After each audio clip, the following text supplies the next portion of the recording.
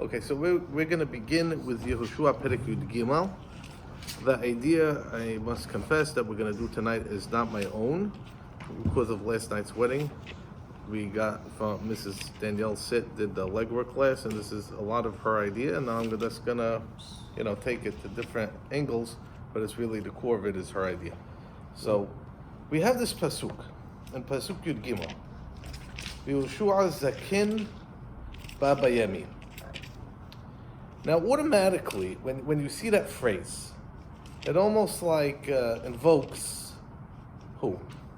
Hopefully, Avraham, right? Everybody, but Avraham Zaken Baba Yamim is almost this pasuk that's like right. And towards the end of Avraham's life, he's gonna go at that story find a wife for Yitzhak. B'Hashem berachet Avraham bakol. He's right. There's a sense of completion. You don't find that pasuk until Yehoshua, which is interesting. Right, but keep in mind, you can't say it about Moshe. Why? He was always bad by him. No, he didn't get old. The opposite, right? Right? You can't say it about Moshe. He started old also. What? Saying he started when he was 8. No. Here it implies, right? We get the sense, especially if you track it, and here's very nice. Let's leave Yehoshua aside for a second. It only appears one other time in Tanakh, besides for Avraham and Yehoshua. The other time it appears is Yitzhak.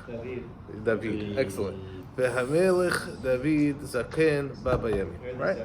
So when you think about the connection, think about Avraham and David. It's easier, and then we'll get to Yehoshua and try to understand what's happening. Avraham, at the end of his life, Avraham is now looking, he understands it's the end of his life, he's now looking to find a wife for Yitzhak to help continue the legacy that he started. Right, very nice. David, the same idea. David is at the end of his life, and then Adoniah is going to have his moment in the sun until they appoint Shlomo, but it's clearly an introduction to Sefer Melachim. The story of David is over. We're now beginning a new story of Melachim, and then David finding the successor for him also in his lifetime. This is Zakin Baba Yamim. There's a sense of accomplishment. I did what I needed to do, and now I'm going to set up the future. Okay. Now, keep in mind, only 3 times we have it in Tanakh. So you look at Yehoshua here, and it's very odd. Yehoshua Zaken Baba Yamim, and Hashem tells him, "Vayomer Adonai elav, Ata zakanta bata bayamim." Thank you. Right, you're old. Thank you. Right, that's the message we have here. You're old. V'haaretz nishara habe meod lerishta, and you didn't finish doing what you need to do. Right, we still have yet to give out all the land that needs to be conquered, or whether it's conquered, how do we understand this pasuk? Or to be divvied out, either way, to actually, Am Yisrael actually take possession of the land or conquer the land, depends, but we have to give it out. Okay, so we get a sense, perhaps, that this is the end of Yehoshua's life. It's weird, because he doesn't, number one, is Perek Yud Gimel. He dies at Perek Kavdalet. It's literally the middle of the book, so it's weird. B, what's he doing here? We get the sense of accomplishment, and now he's worried for the future, and here instead, it's a little bit odd, right? Vayomer Hashem elav ata zakanta ba'da bayamim, like God has to come and tell him, Yehoshua, hey, I don't know if you noticed, you're old.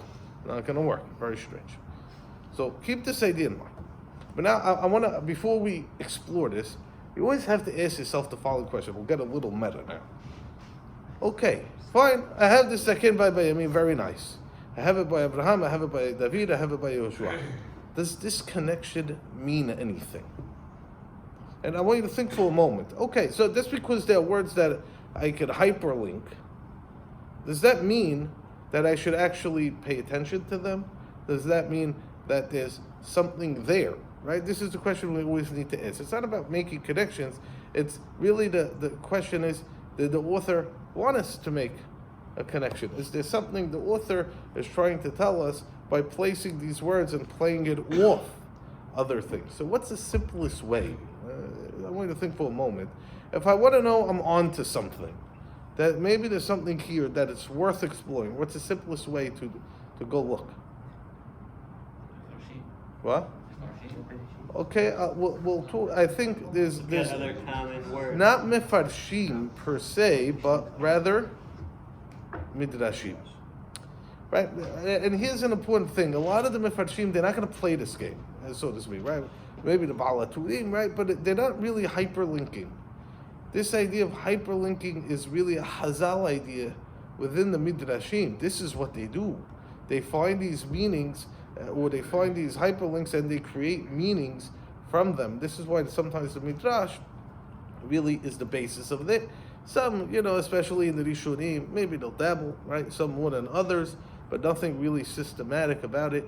So it's always interesting. The more modern approach of Tanakh, focus on the specific usage of the words, is it invoking other stories? This is what the Midrash was doing 2,000 years ago, right?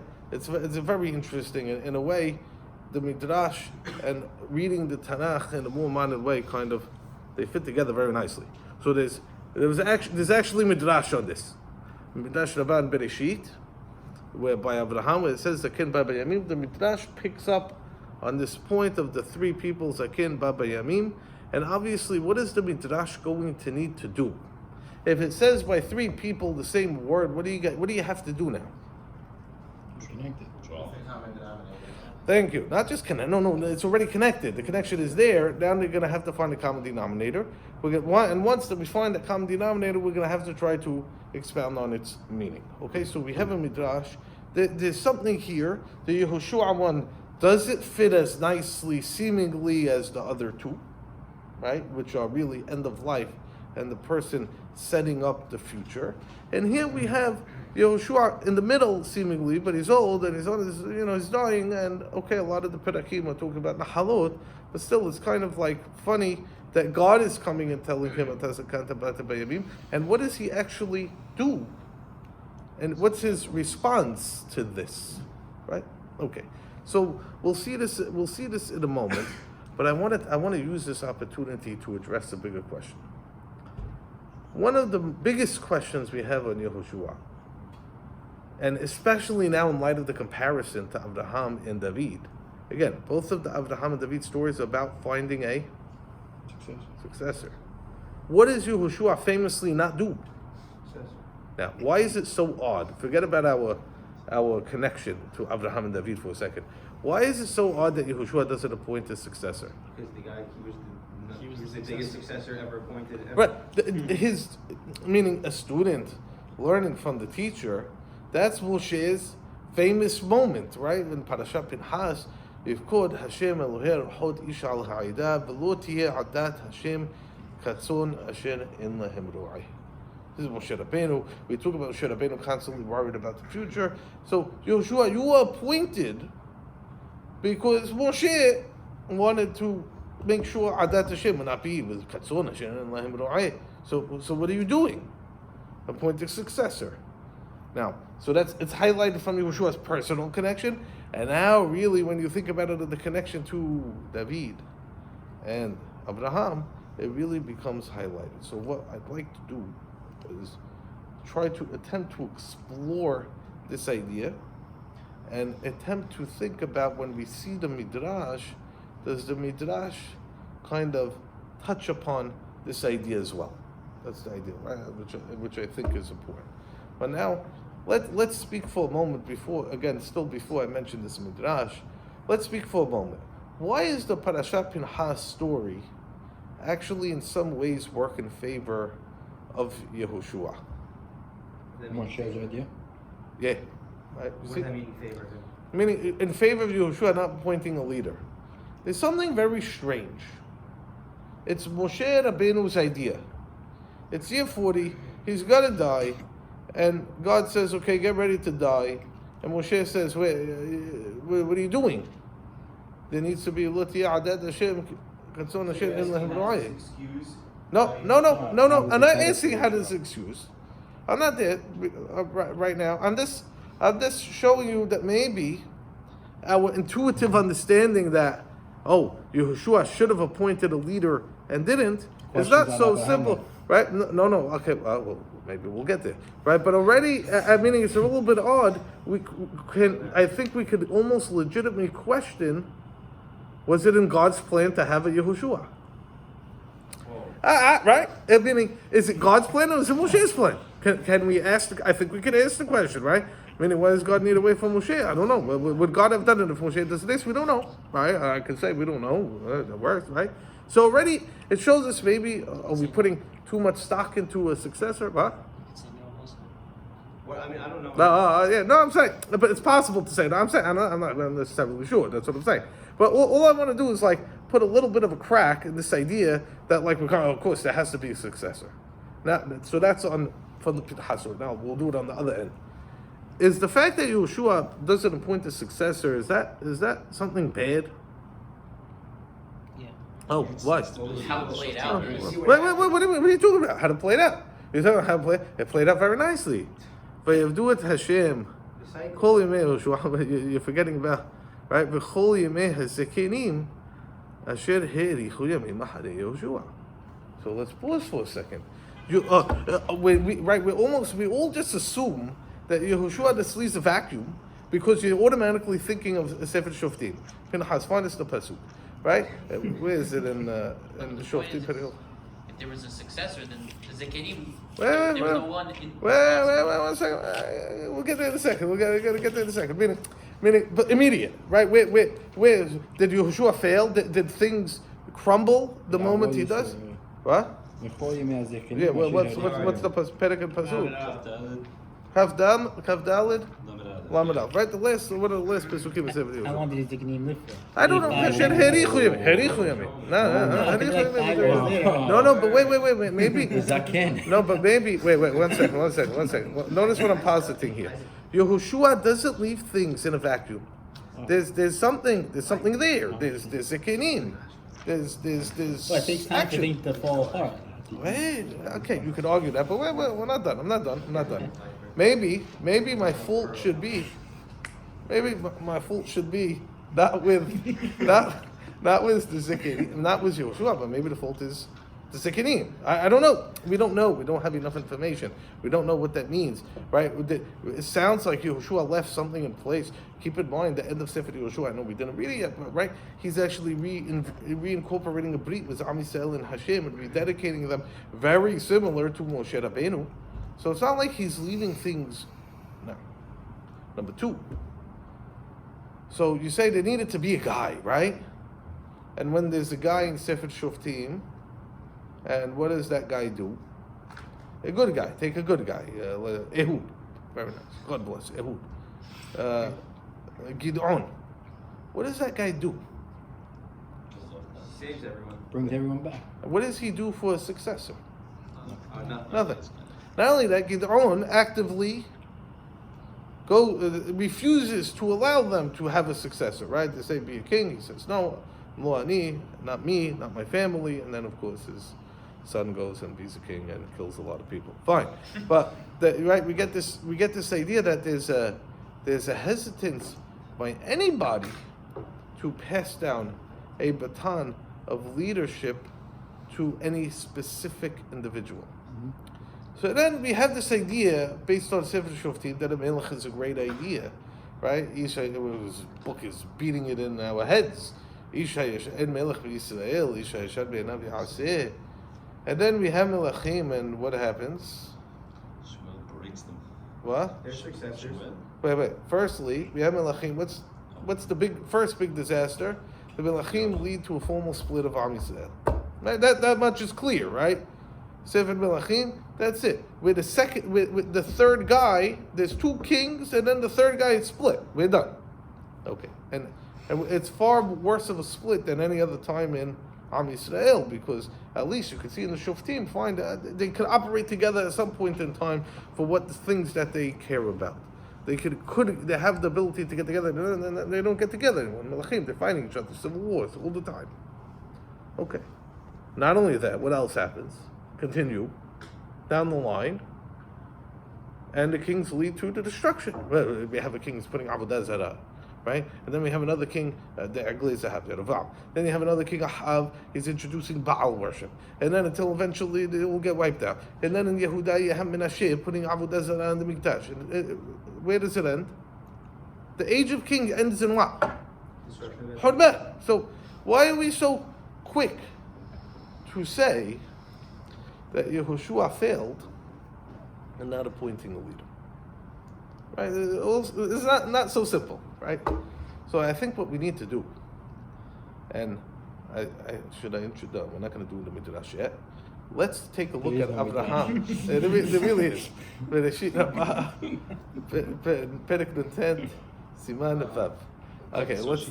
What? Can you distinguish between a leader and a king, though? In what way? Meaning that different. First of all, halachically, like different laws apply to a king. Okay. And like Yehoshua, or you picture like Yehoshua Moshe more as religious, spiritual leaders versus say that. something else. So what if we're talking about religious, spiritual leaders? And here I think is the question: why does there need to be only one? No. Michael, I accept your premise. You're right. Say I don't need a king, but I have leaders. Okay, so I have zakenim. I have leaders. Meaning, what are you asking me, right? You want me to have not a king, but to have but once you say it's not a king, I can have multiple. And I think that's an important discussion here. Let's take a moment, look at Avraham and David for a second, and understand why a successor is automatically needed. Avraham, what's happening? What's he doing? Yeah, good. Okay, he's starting a new program, right? Avodat Hashem. Guy's starting a new program. He's one guy. What does he need? Another guy. He needs somebody to continue the program, right? Meaning he's one guy. Okay, I started something. I need a guy to continue. Okay, I have a guy, Yitzhak. What about Yishmael? No, Hashem says no, Yishmael. No, please, Yishmael. No, Yishmael. Fine. Okay, fine. What am I going to do? He's not part of the program. Okay, so Yitzhak. So what do I need to do? Who appointed Yitzhak as the guy? I think this is important. Hashem, keep Yitzhak Yikarei L'Chazara. Not up to you. Okay, fine. So Yitzhak is going to be the guy. So what's he do? He's ensuring that his spouse would be could be part of the program that he's introducing into this world. Meaning, does Avraham Avinu have a choice? Is it like he can give over the baton to multiple people and run the program? Who exists? Who's he going to give it to? There's nobody. Don't laugh, right? At some point in time, no, it's always very interesting. No, I mean to say it's actually historically very interesting. You always have to ask this question. It's clear Avraham vayarik et hanichav b'nei betu. Even if you don't want to go with the Targum, he has b'nei betu. You have 300 people, 318 people that are members of his household. Avimelech Melech Pilishtim is making a treaty with him. He's an enterprise. He has followers. It's clear, but they can never be the guy. The way I like to assume, they're attracted to the personality, not the idea. And then once the personality dies, they all disappear. That's what seems to be, right? So it's not so simple that it can't be Arnei Shkul Mabreh, but you get the idea. There's people there, but we need someone who actually is invested in the ideas to continue. Yitzhak is already designated by God. All Abraham is doing is finding a worthy spouse that can help partner with Yitzhak. David, also, very similar story. It's not that he had a hidush to appoint a successor. Right, this is the idea of a melech, right? One of the biggest differences between a melech and a shofet is that automatically it's a formalized, passed down rulership within the family, right? As a melech, so he has to pass it down to his kid. Not only that, he's almost, we could say, a little bit lazy, perhaps, about it. And then David, and then you have Adoniyahu trying to have fun, and then we have to have a whole intervention. Bathsheba, Natan, they plan it out. They in cahoots together. You start speaking. I'm going to walk in the middle of your speech, and then we're going to present the words in this specific way in order for David to realize that maybe there's something wrong happening.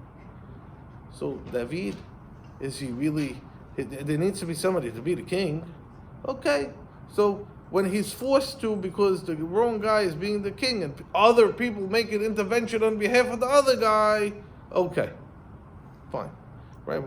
Anyway, it's interesting. Why doesn't David create a more clear line of rulership? Where was Adoniyahu in relationship to Shlomo and the lineage of children? You could play a lot with this stuff. Yehoshua, look what's happening. Let's go to the Perek now. Vayomer Hashem ilav etazakanta bata bayamim. Yehoshua, your problem is not that you don't have a leader. Your problem is and therefore, what do we need to do? Yehoshua, you need to give out the land. And if you look all the way, you got to go to Perek Yudalid. Where is it? Perek Yudalid? Yes, correct. In Pasuk Aleph, here you have Ve'ele Hashem nahalu b'nei Yisrael be'eretz Canaan. Hashem nahalu atam Elazar Kohen Yehoshua ben Nun v'Rashi Avotam atot b'nei Yisrael begoral nahalatam. That's what Yehoshua gets started doing. He starts doing the nahala. He starts dividing the land, as Hashem tells him, to give out, to help people possess. Okay, Yehoshua, let's go. Before you die, because you need to be part of the program.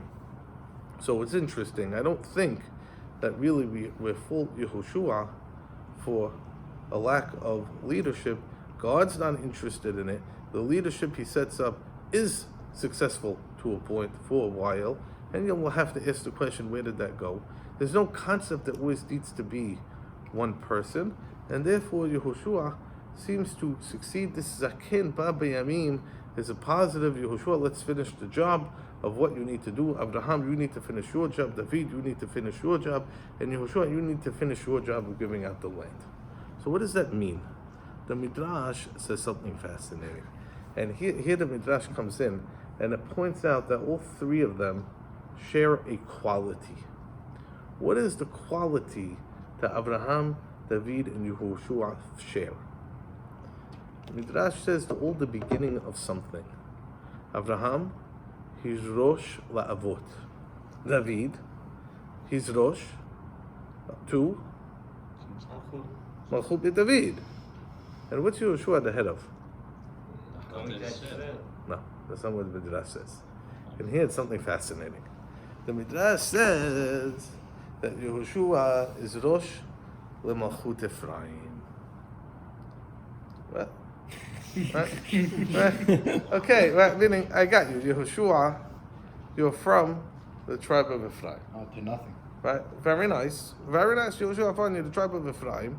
I know there's going to be Malchut Ephraim, but who's going to be the first Malchut Ephraim? Is going to be the guy who was the grandson of David, Avraham and Avraham. What does this have to do with Yehoshua? He's setting up a Malchut now, that the Midrash is pointing out this Zaken Bayamim, the common denominator, the older Rosh to something. They're all setting up something. It's pointing out the split. Almost like it's the seeds of a split, almost. In this paragraph, is the seeds of the split? No. Wait, let's be very clear. It's almost like the Midrash, right? The Midrash, by comparing, it's almost like the seeds of a split. Is that really what it means? What does that mean? That he's Rosh Malchut Ephraim, especially when he's not doing it. We just spent the past 20 minutes talking about how he's not doing something, right? So what's happening? So the commentaries is that you have to understand. Right, the commentaries on the Midrash say you have to understand what's happening. That we're referring to, we have Avraham Avinu at the beginning of Judaism. Malchut David is an enduring concept. The same way Judaism is an enduring concept, Malchut David is an enduring concept. We talk about Mashiach coming from Malchut David. So too, Malchut Ephraim is an enduring concept. And this is where I think we have to keep in mind.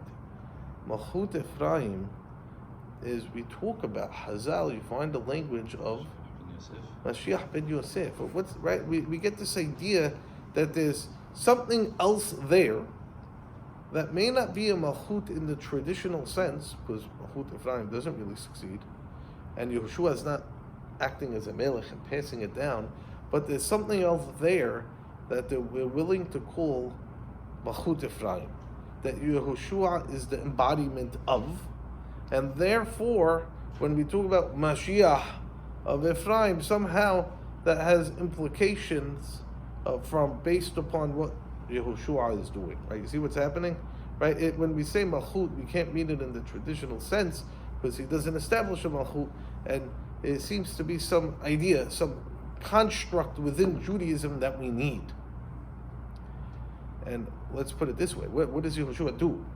What's his function, especially as we see from Pasuk Perek Yud Gimel, Pasuk? What's he doing? What's his role in life? What do we know he did? Split everything up. Conquer the land and settle the land and bring Am Yisrael to the land. And here, I think, is something very nice. Avraham starts Judaism.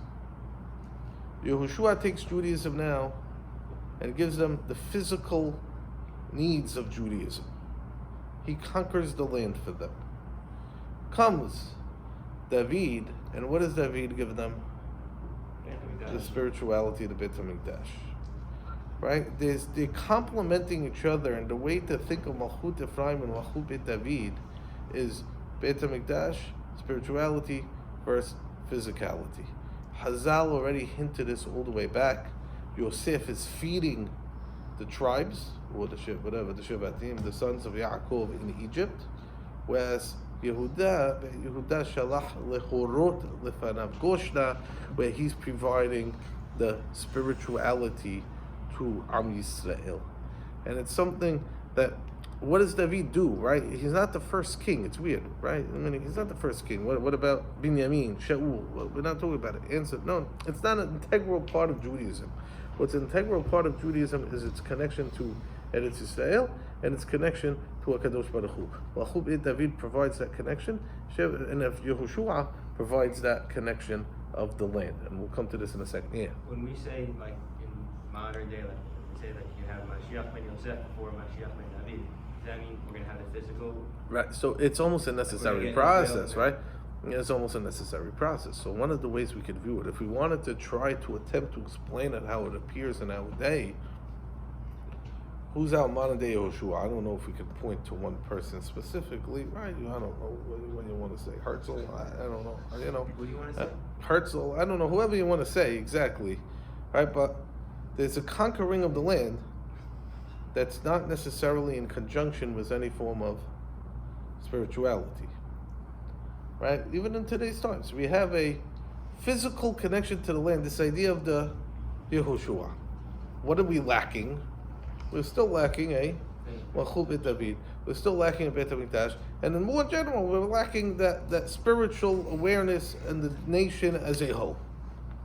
And therefore, the Midrash, it's a fascinating Midrash. It's Zaken Ba B'Yamim Yehoshua. It's not just Ha'aretz Yishana Habeh Mod L'Lishtah. You have more to do.